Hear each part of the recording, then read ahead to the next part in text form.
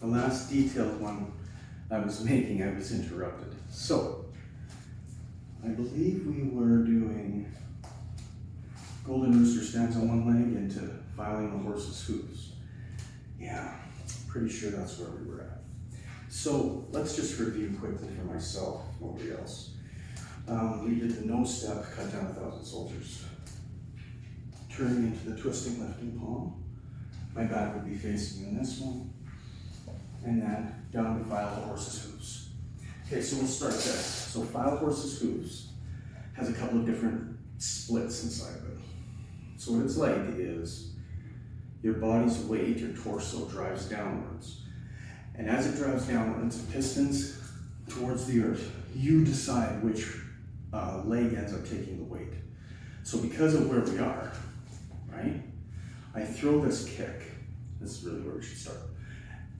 And this kick, step, as I lose my balance, has to be split against my shoulder and my elbow. So what that means is that as I push one part of my body away, another part should be retreating. So in this case, if you watch my elbow, by my shoulder coming back, my elbow pushes out towards the wall like I was going to give it an elbow strike. So it's an easy way to remember that. It's all through this form. Anytime there's a move on one side, there's an equal and opposite movement on the other. Yin yang, right? So think about this one as a side kick and this elbow splitting against it. Once you touch down, you've got your stance, and your body weight wants to go towards the earth, so it drops like a piston into a cylinder. And the cylinder is this directly below you. So you're gonna leave your weight on one side, right? Because we stepped out from this side kick almost as though we don't want our weight there. So as this piston's down, we again split, but instead of splitting the heel and the elbow, we're going to split the elbow against the front hand. So as I come down, my first split is this one. My second split as I drop is this one. Hopefully you can see that okay. So the whole thing is a split as you are in the air, and then the hand split as you're on the ground. So as I come up, I split the bottom of the body. As I come down, I split the top of the body. Now the next move from here, we move back, is the transition from filing horse's hooves up into Lohan rides the tiger. Now, file horse's hooves, we kind of got. Now, this transition, though it's really important, even though it kind of doesn't have a name, what we want to make sure of is after this splitting action, okay, that the power that I can kind of feel like I'm pulling and pushing, so I'm pushing, you know, with equal force here as I'm pulling here. So this kind of force I feel, at the bottom of my stance, I let it go. I stop resisting in the back, and it pulls me, okay? So it's not like I settle and then move, karate style. This is more of a, I'm pulling in two directions like there's an elastic band between here, and I let one side go. It pushes me through. So my whole weight pushes through, and I just let my feet turn. They're on the balls of the feet right now. And the power from my rear foot, if you will, my momentum, is coming out that front hand. See this in every shell form. So you continue this over the top. Pushing, pushing, pushing, pushing, pushing, pushing. And that's what stands you up. Okay? So something from a very low stance splits, releases, and lifts. So if you look, my left side, which I split away from my right side, is settled into my body, right? Once I release this elastic band, I release here too. It's no longer bearing weight. It's no longer pushing away from my other side, like in the upper part of the body. So the entire thing releases. Power goes forward, but this all contracts. So this is opening and closing. We won't get too heavy into it yet, but be sure to feel the expansiveness, like drawing a bow, and then the release of the bowstring as the bowstring comes back into shape, okay? So we come together here, we've pushed up, and we're still pushing up. But all of this is like contracted, like a wave curling in on itself about to crash onto the shore. So once we've done that, low hand rides a tiger. I'll do it sideways first. I'm here, I'm tall, and now I sit into my cat stance or my empty stance, meaning empty front leg. So I sit into my rear leg, still pushing upwards, and I equally now start to push downwards, ox tongue palm, with my left hand on the inside of my thigh. So I have all of this force coming straight up because my body, right, went into my front leg. My front leg pushes my palm into the air. And now I'm gonna equalize it all by pushing down here with equal forces I push up there. So this is like drawing a bowstring. Well, it's not like drawing a bowstring, it's like, oh, that's sad. It's like stringing a bow before the robbery. I would have made a demo of it. Anyway, I had a Mongolian bow. And what you would do, kept unstrung, you would wrap your foot around it. So the bow comes around here, because they're so strong. And then you twist it to get the bowstring on. And then you release the bow stave, and it snaps into its shape. Okay? So this is the twisting of the bow to get it into its shape. Right? I push down and I push up, and now I have an upwards and downwards in my body. I have a palm trying to essentially, a Sifu Chen even first day was like block groin, right? So think about it like you're gonna block something that's gonna have some force, whatever that equaling force is here. And now in low hand rides the tiger, you do an entire cycle of breath. Oh, there's one more part too. The eyes. Before the breath, so when I turn and I look at the camera, I want your eyes to open. So you open them unnaturally large, at least what it'll feel like in training. And the traditional definition, if I wanted to give it to you, would be the eyes are connected to the liver and to the shun, the mind, and all of that kind of stuff. But if I kind of demystify that stuff, what it means is the eyes are connected to who you are, and they're connected to how your body works. For instance, when you eat something, you generally make a decision based on sight, as well as other senses, right? But if we go really deeply into our bodies, we'll see that when we are in a predatory mode, or when we're in a fight or flight mode, we'll say, let's put it that way. When your fight or flight goes off, one of the things that will happen is you'll open your eyes. That's all. You'll open them really wide, and you'll try to take in as much information as you can. Okay? And there's two different types of vision. Let's just teach this whole thing. So there's two types of vision that I'll talk about in martial arts right now. One of them is, if you will, we'll do it as predator and prey. One of them is a predatory vision. One of them is a prey vision. Predatory animals, like us, have binocular, two eyes that are able to judge distance really well. Prey animals have their eyes on the sides of their head, so they have a huge radius of things that they can see in case somebody's predating upon them. Those are the two different visions we're able to do just by changing our mental state. So when you're doing Lohan rides the tiger, or Lohan subdues the tiger, you open up your eyes, because it's a job to subdue the tiger, okay? And you're just petting him, you're okay, but you're very awake. You're very, very awake, okay? So you want to look off to the distance as though you might be predating on something ahead of you, right? Staring through the wall ahead of you. But you also want to spend time training, just being aware of what's around you. And you can do them simultaneously eventually, but I recommend training one at a time. Now, back to the next piece of the movement, which is the breath. You do an entire breath cycle here. So from this, I'm probably at, this should be an exhale if I remember correctly without doing it. So now I'm gonna do a whole breath cycle with my eyes wide open. Inhale, exhale, and I'm staring through the wall if I'm doing the predating, kind of trying to build yang energy. If I'm doing the predator or the prey vision and I'm gazing at the horizon, right, then I'm building yin energy. So I do this whole cycle, in, breath out, breath in, Buddhist breathing, belly expanding. And once I breathe in the next time, then I plant my foot. And I lift up as though my elbow and my knee are connected by a string.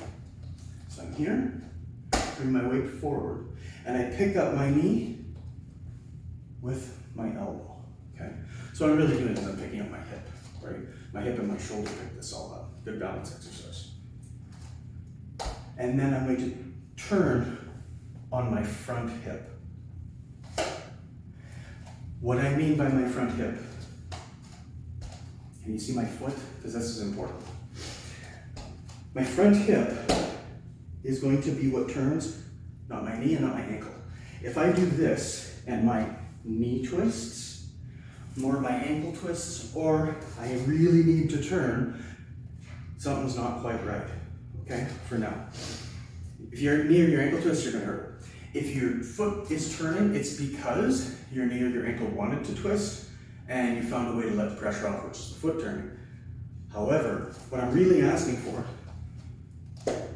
is that the claw, which is completely open, closes. And not much happens in the back leg at all. So it's okay if your back leg turns, but it can't be the only way you do the movement, okay? I plant my leg. This isn't gonna move. I step up. This whole machine closes,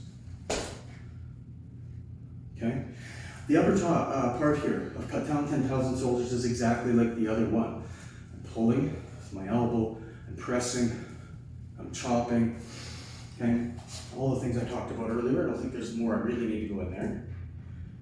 Yeah, okay, and remember, any questions you have, shoot them at me. I'll either text, like write an article about it, or I'll make a video. So, from Lohan Rides the Tiger, cut down 10,000 soldiers. So now we repeat movements again. So I turn, twisted lifting palm, no different than the first one in the form. This is just a mirror image. So this whole piece is mirror image to here. All the same things apply. Low hand downs the rope. So particulars. This movement is really just that big ball. Oh, you can't see. Okay. So I'm here. It's really just a really big ball that comes over my body to there. Now, if you watch different videos of me, you're gonna see different versions of this for sure, okay? Especially this one. If you look at videos about 10 years ago, I was really working on Bagua, and that one, Sifu Chen called me on, okay? Touching the left hand to the right temple, and coming around, hand comes over. Sifu Chen has taught that in class. I've seen to some patients that were having a really hard time with it. I've taught it this, grabbing the ball away. It seems to work. If you have any questions about it, let me know. I'm not going to go into any crazy detail because it's hard enough as it is. Now we're at cloud hands, right? So small cloud hands. I should put my hands together, match all my joints, and then open up like I'm holding a ball. Now, yeah, officially in the form it's like this.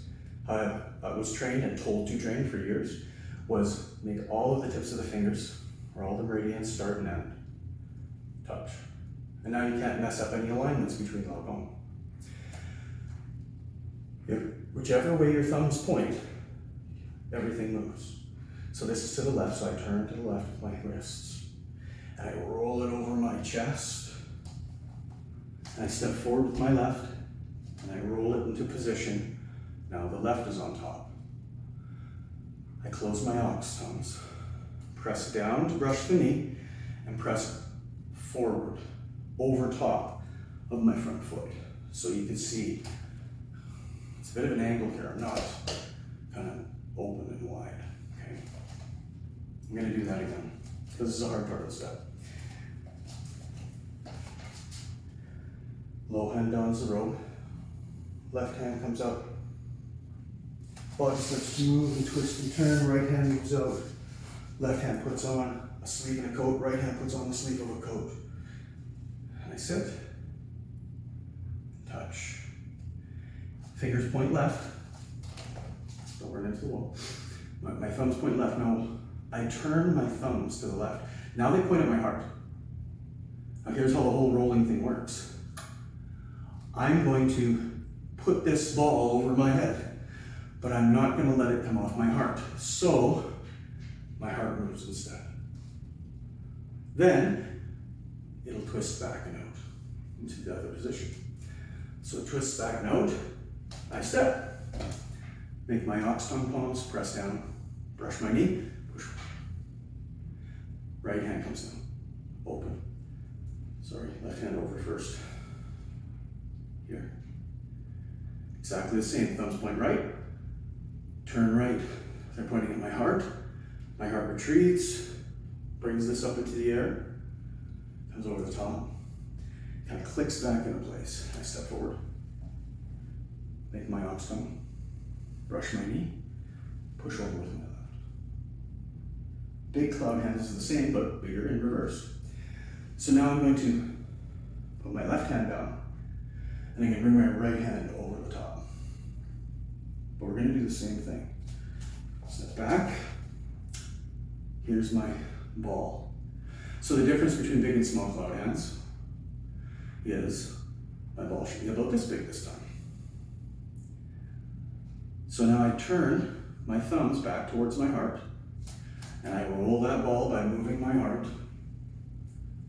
and then I turn my thumbs back into quote unquote the position.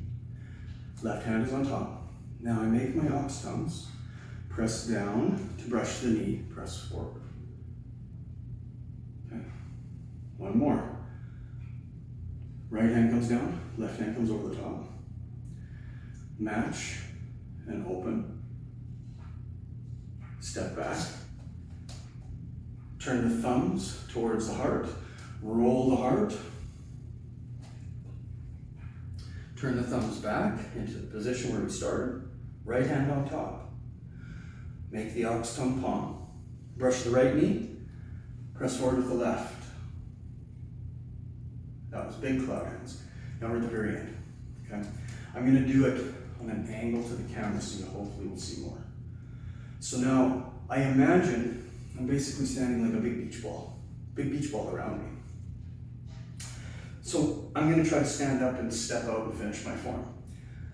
I'm going to push forward, and I'm going to bring my left foot out.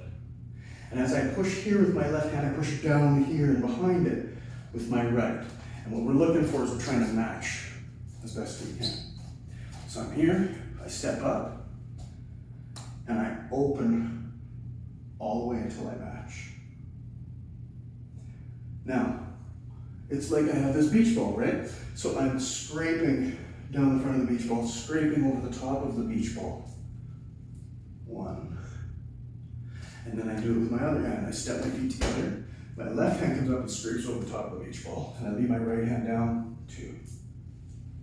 Okay, do it a different direction so it goes off camera. And my last cloud hands.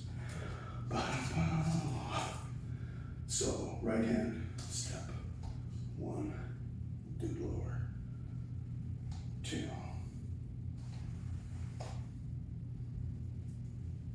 Then we stand up. Breathe in. Breathe out. And then you would open, peel the hands, and bow to respect the Buddha, just like the beginning of the form. All the same details. And you're done. You're done. That should be the whole set. Well, all of the 18 Lohan. Anything I want to add, maybe? Last movement. The thing you've already seen thematically is this idea of push here and push here, push up and push down, right? Splitting. Fighting against the inside of the balloon. And the last movement, be sure that you maintain that. So when I'm here, I'm pressing in both directions. See?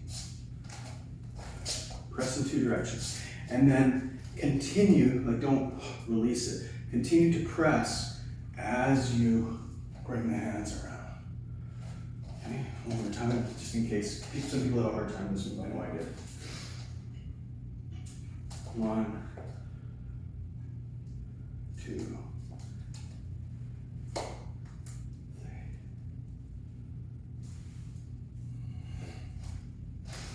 All right, if you have any questions or comments, let me know. Let me know. Comment here. Give me a direct message, and congratulate yourself. Not everybody knows this set. It's not an easy thing to do.